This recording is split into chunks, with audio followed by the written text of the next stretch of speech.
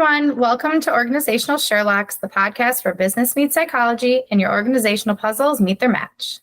Join us for captivating stories and practical solutions to unravel your toughest challenges. I'm Dr. Elizabeth Fleming. And I'm Morgan Ashworth, your guides to a prescription for business success. Let's dive in. Welcome back. Yeah, how's it going? Good. How are you enjoying the hot weather? Oh, it's warm, but loving it. How about you? I'm a winter person personally, so I'm kind of missing my snow, but it's definitely nice to have a little bit of a tan going on, at least as much as I can tan. Hey, there you go. All you can ask for. Well, I'm excited about today's topic because I know that you and I have talked a lot about, job descriptions and all these different things. Last time we talked about, using personality and aptitude testing in addition to a few other kinds of assessments in hiring. And so we thought we'd take you through a case study today where we talk a little bit about job descriptions and in particular, those around the sales area. Although as we asked you in the last episode, we'd love to hear what kind of roles do you want to hear about, right? Yeah, from a few of our listeners, they kind of noted, hey, I want sales, or I want this, or I want that. But we definitely saw sales a majority of the time. And also sales is pretty applicable across businesses, whether you be the owner who's a sales rep, or you have an electrician who's doing your sales for you. He's earning commission on the jobs he gets for you. Sales does apply, even if it's not in tune to every position, because if you're in business, you're in sales. Yeah, 100%. I think it's funny because yes, I know we have traditional roles that are, the title is sales or account executive or sales manager or whatever it may be, right? But I would actually argue that every single person who works in an organization, whether that's a solopreneur, I can never say the word solopreneur, up to, a multi-million-dollar, billion-dollar company, everyone is in sales. Because if I ask you, Morgan, hey, what do you do for work? And you share with me about your company, you're selling. Yeah, right? It sounds pretty common to something else you said in the past, or maybe the same thing you've said, but it's because we're going to say pretty similar stuff over time. You're in business, you're in sales, no questions asked. I might be a chief people officer, but I am selling the company to the candidates. I am also selling just what we do to people around us. They want to purchase from us. That'd be great. Even though I'm not going to complete the sale, definitely would love to connect you with the sales rep, right? Absolutely. Yeah, I would totally agree. Awesome. Well, we want to take you guys through, what Elizabeth and I might do surrounding a certain position.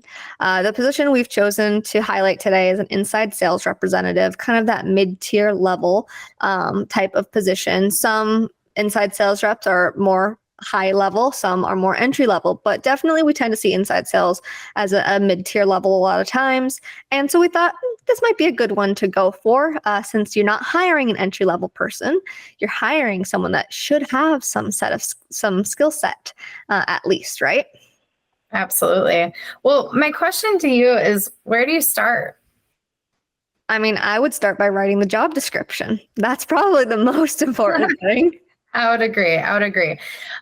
When you think, though, about that, and I'm curious about your experience, I can share mine, of course, but when you think about writing a job description for, say, an inside sales representative, what is kind of the first step for you? Like, what do you think about first? So, I mean, there's two sides I would take. Let's say you're creating one from scratch. That's one way. And then the other way is you might have a job description to go off of already, which is very common in companies that are bringing in consultants. You tend to be working with something first, unless they're a very new company or it's a company that's never quite implemented job descriptions yet. But the first thing I would do is I would have to think of what is this person exactly responsible for? And what do I want them to know for their expectations from me? That is the first thing I would focus on. So one thing I always include in job descriptions is star profiles because those are your major expectations of that person from which they're evaluated on, right? Sure. Can you say more about a star profile just for those who maybe don't really know what that is or maybe haven't seen that before? Yeah, a star profile, kind of uses that star methodology of utilizing truly a star and creating the 5 major points of a position. So those 5 major points are then used to develop the entire job descriptions. Now, there are 2 types of STAR methodologies. This STAR profile is specifically what I use when it comes to job descriptions, is first writing out those 5 major sets of skills. So it's not 5 major skills, but sets of skills, the ones that go together in relation to the tasks that are completed in that job. Yeah.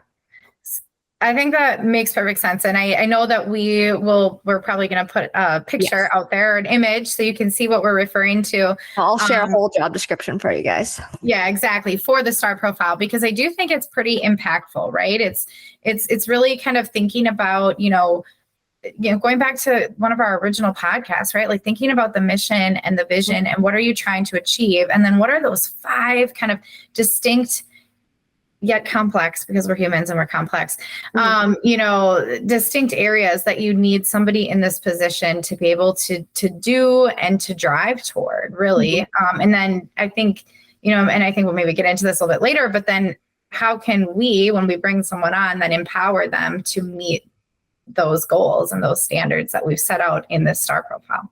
Yeah. And sometimes you might not have something to go off of because you might be either new to the company, you might not know the position as well. Not every HR person is going to be super involved in a sales role. Unlike myself, I mean, I've trained directly the sales team members for some of our team because we were still hiring a sales manager at that point in time. Now we have one that does it. But I was very involved, and so I really knew the day-to-day of that person. I can complete the sales process personally myself, not only because I wrote the job description, but because I trained it, and I had to know it in order to train it. It's something I always will push. Just a little side piece here is you need to know what you're training on. You need to know the companies you're consulting with.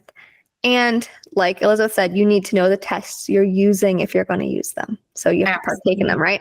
But anyway, to get away from that sidebar there, definitely utilize, if you don't know the job well, utilizing your resources. So utilizing the people completing the job, utilizing the sales manager or the people involved in that job to give you maybe some objectives and responsibilities, some skill sets they're using at that time. Sometimes you're going to create multiple drafts of a job description.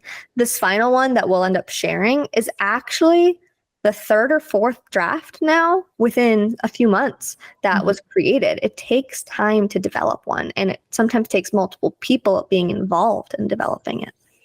Yeah, I like that you said that, because that was one thing that I was going to ask if you weren't going to bring it up, but you did, is just around kind of, the resources and maybe even taking it back a step of, who do you involve when you're building out a job description? In my experience, I've worked with primarily with hiring managers and with people on the team. What are we missing right now? Kind of doing like a mini gap analysis, if you will. Yes. You think about a sales team. What are we missing on the team that we need to kind of bring someone in so that we can have a more well-rounded team?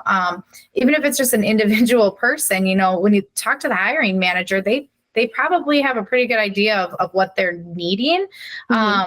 Maybe it is something that's missing, but maybe it's, hey, we have it at this level and it's going really great, but by gosh, we want to scale it. So we need somebody who knows how to do this other thing. So in my experience, it's always been very collaborative, right? Yes, HR may be the quote unquote owners of a job description because it belongs in their world. However, the experience of developing a job description is typically pretty collaborative. I mean, and there's some small companies that don't even have an HR team, don't have an HR person. It's, it might be the owner doing it. And those individuals still tend to use job descriptions. Definitely not the same formatting as someone that can spend the time and effort that they can on it. I mean, an owner is not going to nearly be able to utilize that, nor are they an expert in developing one. But that's perfectly fine. It's just important to write it in a way that is clear, concise, conspicuous. Very, for those of you who don't know that term, conspicuous it's the ability for someone to really just understand it. Comprehension. Remember, we talked about how comprehension is key. So it's extremely important, and make it interesting to look at. Put a little art into it. Yeah, I would agree. I think the first step, right, as a job seeker is it has to catch your eye in one way, shape, or another, right? Like it has to catch your eye. So I agree with you completely about Mhm. graphics, like not over like crazy Not wild over the top, graphics, but but some like formatting. yeah, right. Like show a little bit of, kind of what the organization is about.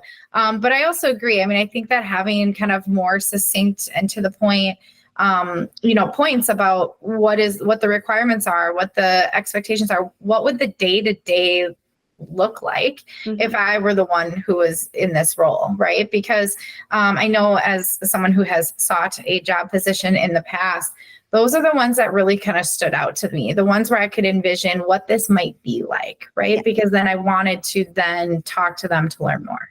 Yeah, create a pattern where you don't give everything, but you give enough information that they want to learn more. We've all seen those job descriptions or those job postings where it's just a paragraph, a huge paragraph of information, or it's a billion bullet points that have all the same length, the same, like there's no sub bullets. Those are really hard to read. And so someone's more likely going to, pass over it. And so it's important to, create enough information that they understand the job, but not give them so much that it's just unbearable to read as well. Yeah. It's kind of funny because we're talking about an inside sales representative position today, right?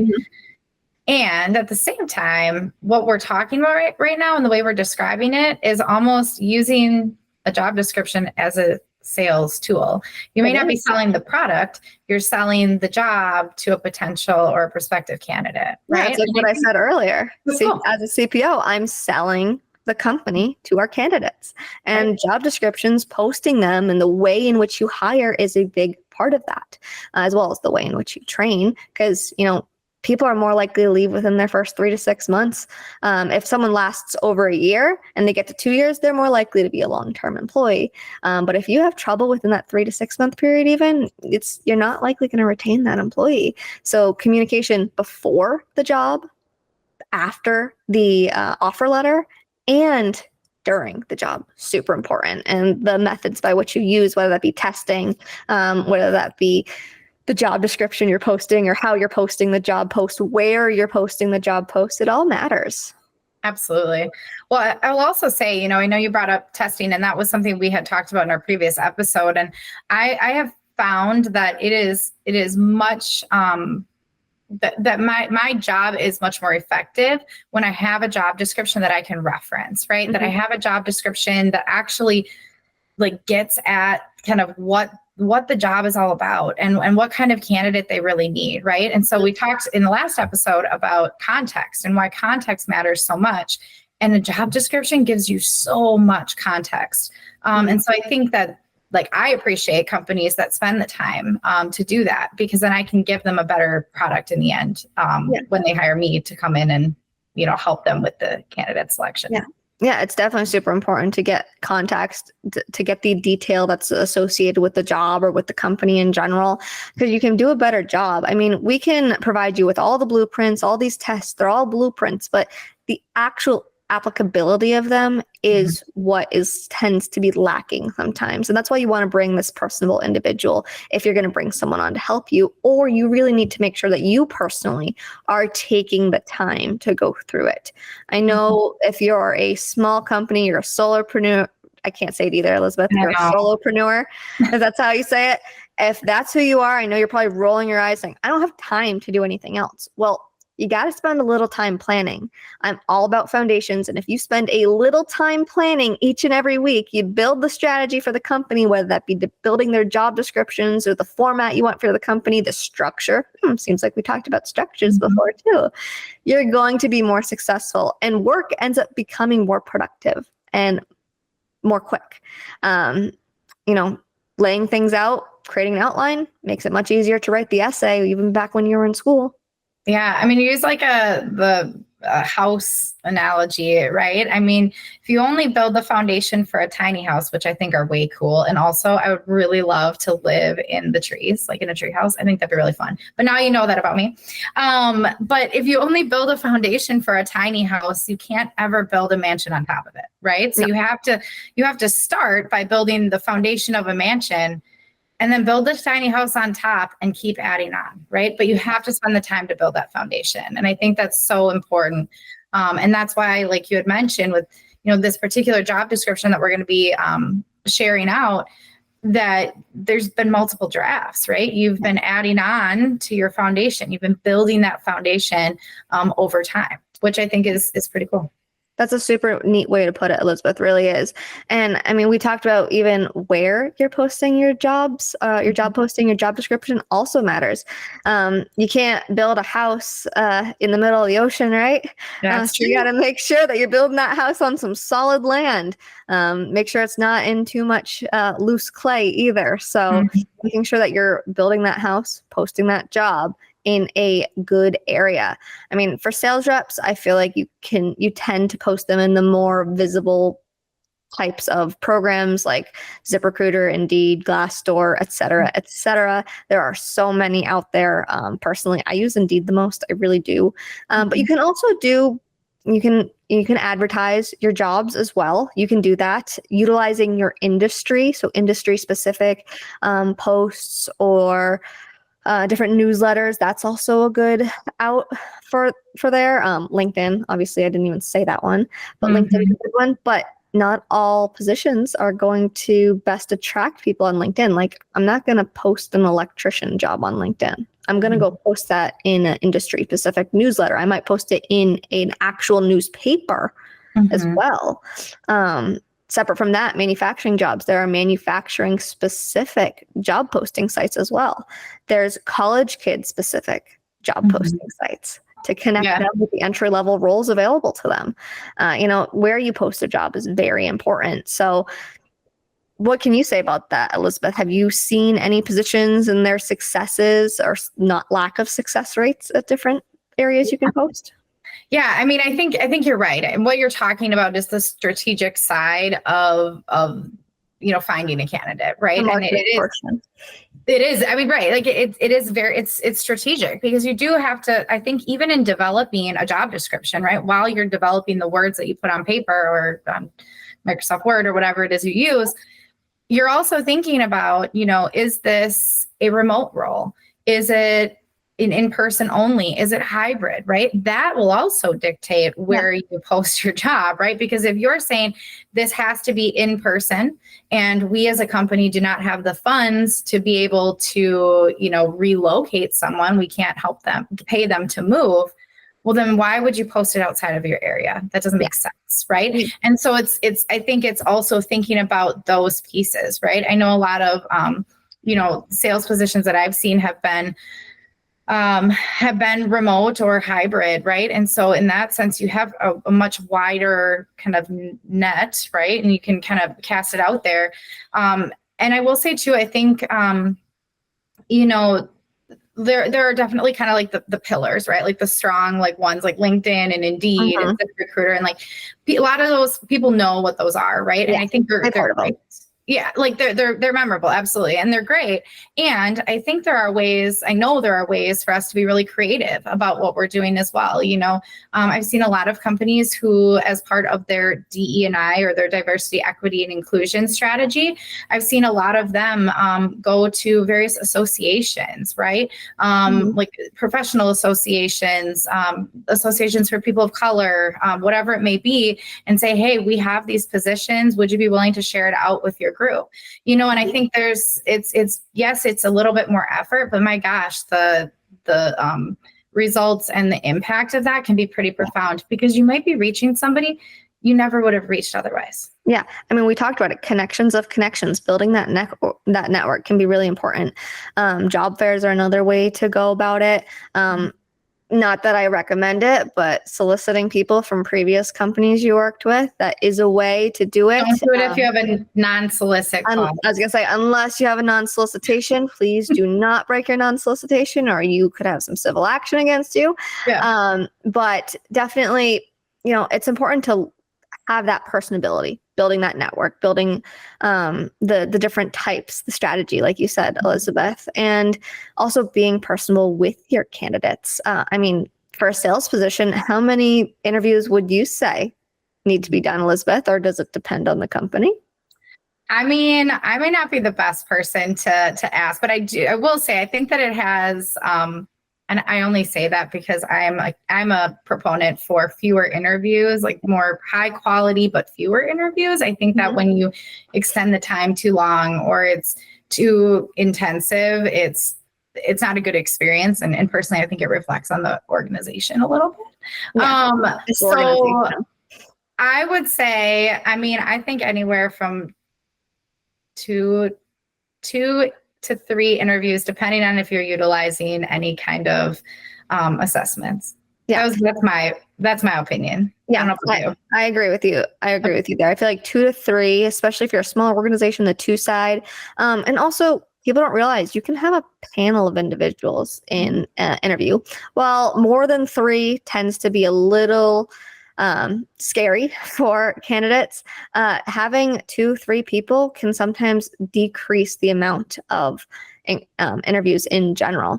Also, how many people do you really need to meet your candidate? Who are they reporting to, in a sense? The HR team, yeah, they're going to need to meet them. The manager, yeah, they're going to need to meet them. And if the organization has this nice, close-knit structure, maybe the owner even, but not even all owners are involved in the hiring process. They might approve of the overall strategy of hiring and the role to be brought on, but whether it be a new or replacement for the same position, but that you can combine the amount of interviews into a singular one. Totally.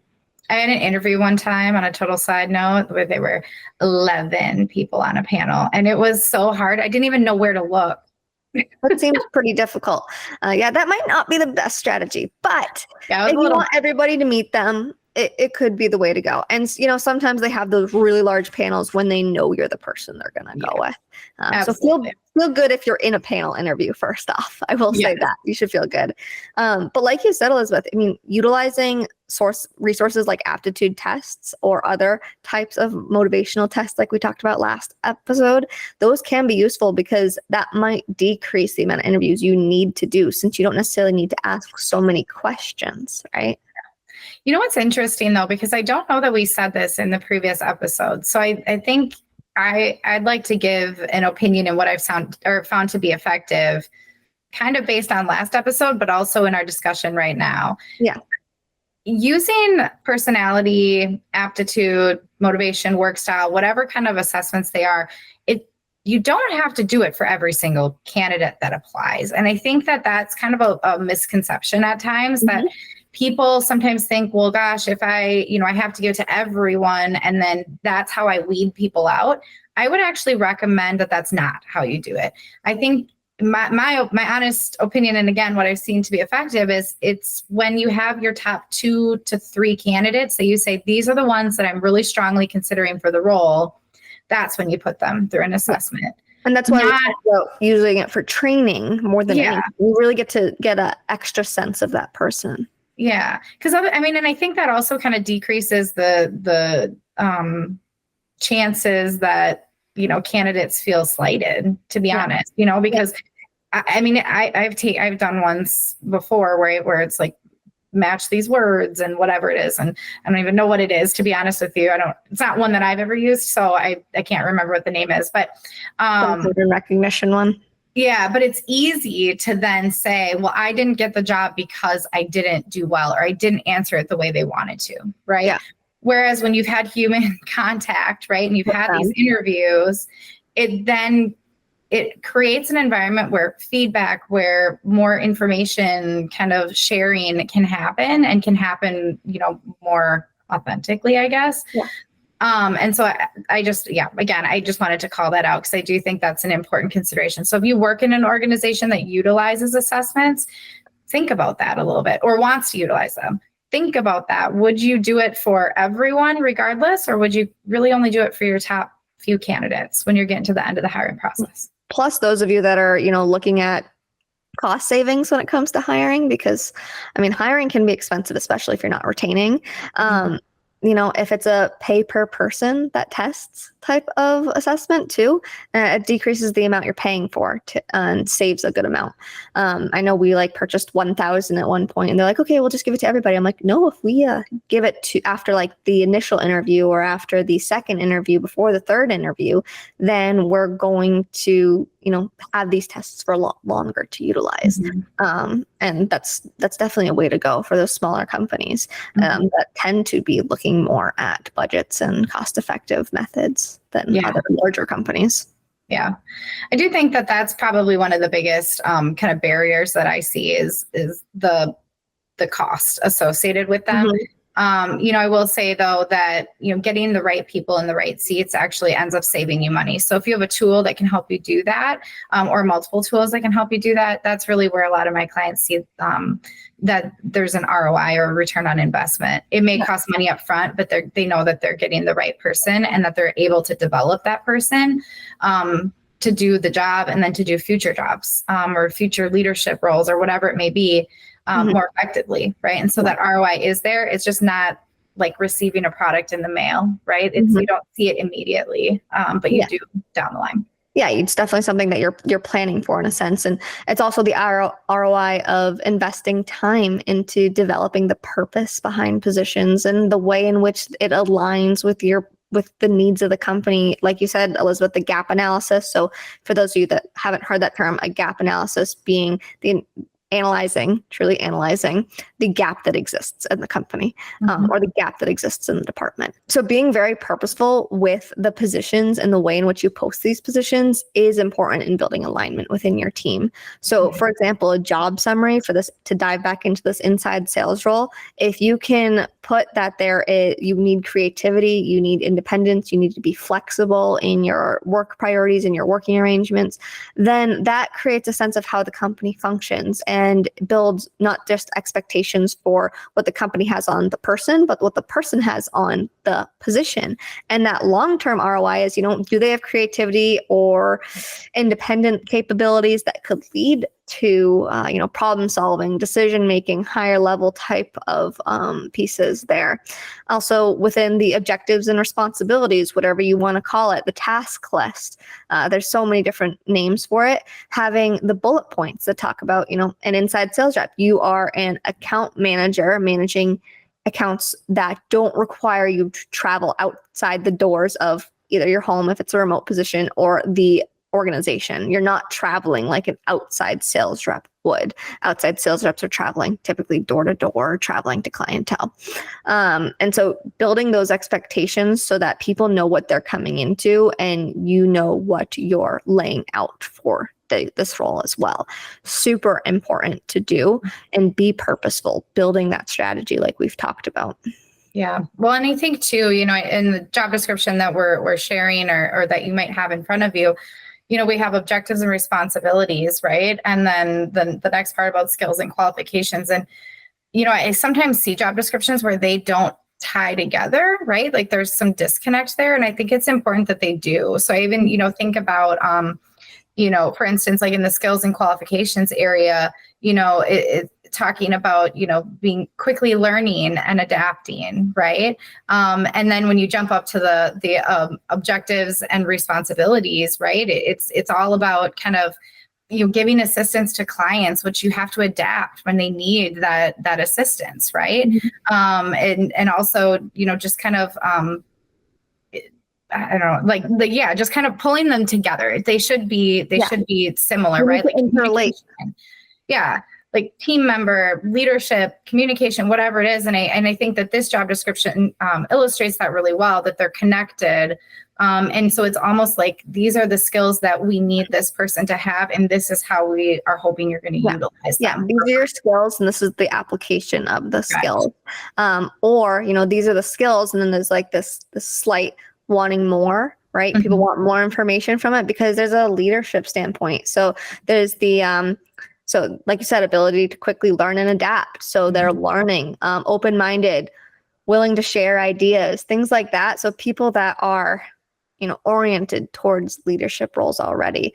I know we talked about it a couple episodes ago, talking about how development starts with that subliminal discussion of what you want to develop them into. So whether that be leadership, and we talked about it in the sense of the military, also separate from the military, obviously. Right. But it's a very interesting concept to apply that subliminal either interconnectedness or subliminal development within these as well.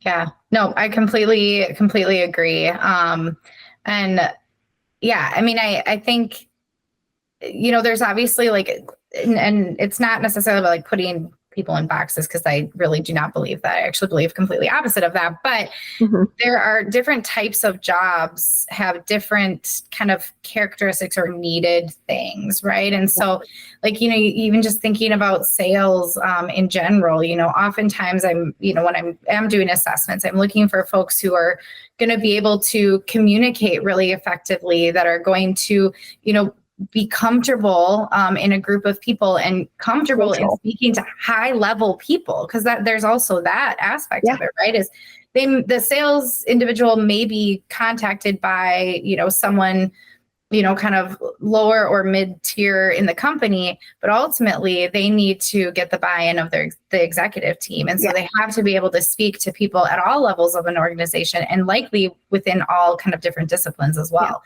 A level of confidence, but without the ego. I think we talked about this with leadership, it's the this, but that, adaptable, but firm, right? Is that idea. Like you need to have both sides to you. And for the sales role, that's definitely important. And I mean, one part of personality that really does apply to sales is an extroverted nature. So being a social person is super important.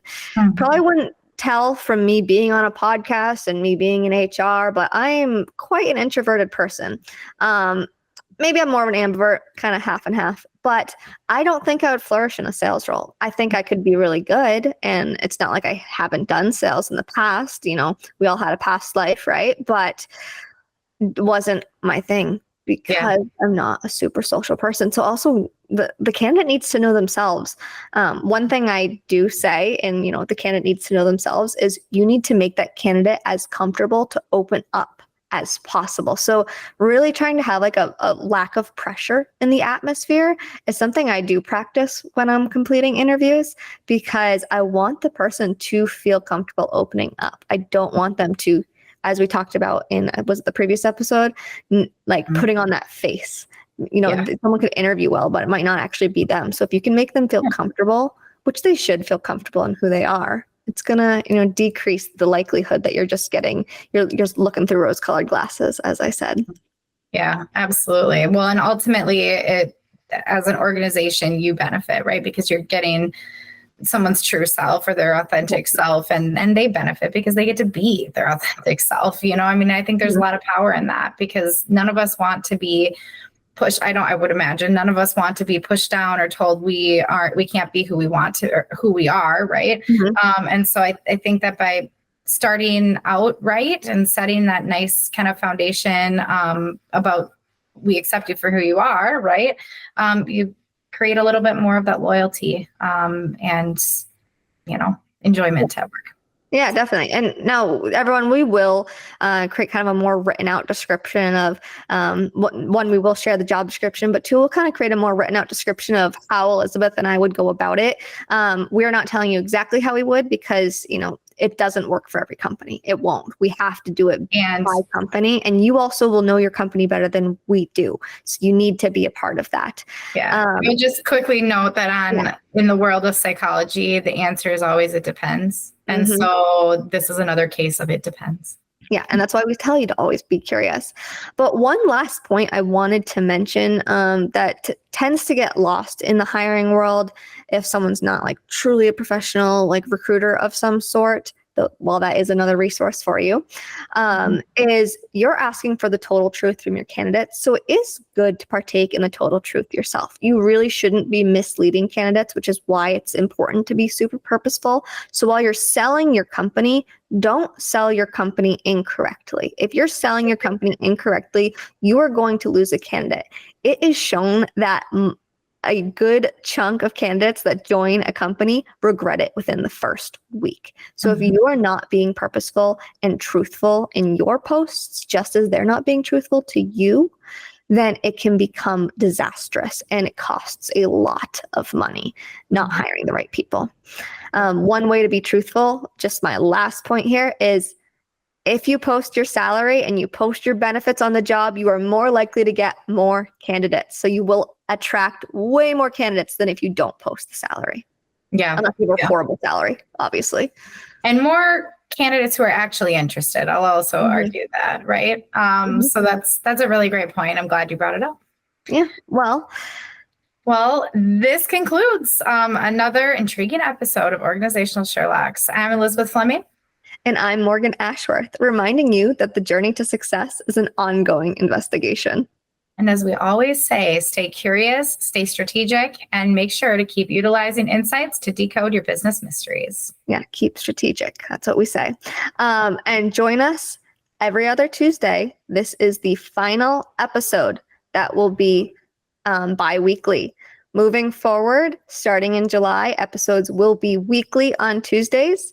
So start joining us in July for weekly Who Done It. This is Organizational Sherlocks closing today's case.